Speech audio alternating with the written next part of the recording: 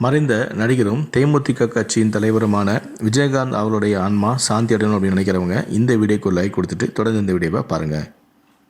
Captain அவர்கள் இறந்து 6 நாட்கள் ஆகியும் அவருடைய நினைவிடத்திற்கு தினமும் மக்கள் கூட்டம் வந்துக்கிட்டே இருக்கிறாங்க.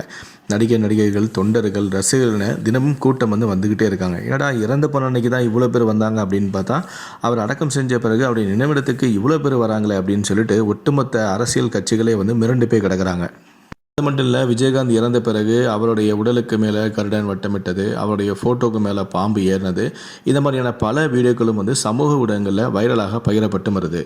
இதுதான் மேலும் ஒரு தகவல் வழியாக இருக்குது. அதாவது விஜயகாந்த் ஒரு தீவிரமான முருக பக்தர் என்பதால் அவருடைய சமாதியில் ஒரு மயில் தொகையை விரித்து நடனம் ஆடிருக்கு.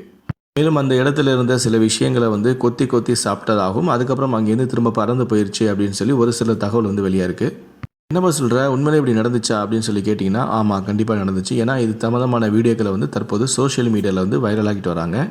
என்னப்பா சொல்கிறீங்க, ஆரம்பத்தில் இவருடைய சமாதிக்கு கழுகு வந்துச்சு, ஃபோட்டோ மேலே பாம்பு ஏறிச்சு, இப்போ மயில் வந்ததுன்னு சொல்கிறீங்களே, உண்மையிலேயே விஜயகாந்த் ஒரு தெய்வ பிறவி தானா அப்படின்னு சொல்லி பலர் தங்களுடைய கருத்துக்களை சோஷியல் மீடியாவில் சொல்லிட்டு வராங்க. இது வரைக்கும் யாருடைய இறுதி ஊர்வலத்திலையும் கழுகு வட்டம் அடித்ததே கிடையாது. ஆனால் விஜயகாந்த் அவருடைய இறுதி உலகத்தில் கழுகு வட்டம் எடுத்ததே இப்போ தற்போது ஒட்டுமொத்த தமிழக மக்களுக்கிடையே அது பேசும் பொருளாகவே மாறி இருக்கு. அந்த அளவுக்கு விஜயகாந்த் செய்த நன்மைகள் தான் இன்றைக்கி கழுகே நேரடியாக அவருடைய இறுதி உலகத்தில் வட்டம் அடிச்சிருக்கு அப்படிங்கிற மாதிரியும் பேசிட்டு வராங்க.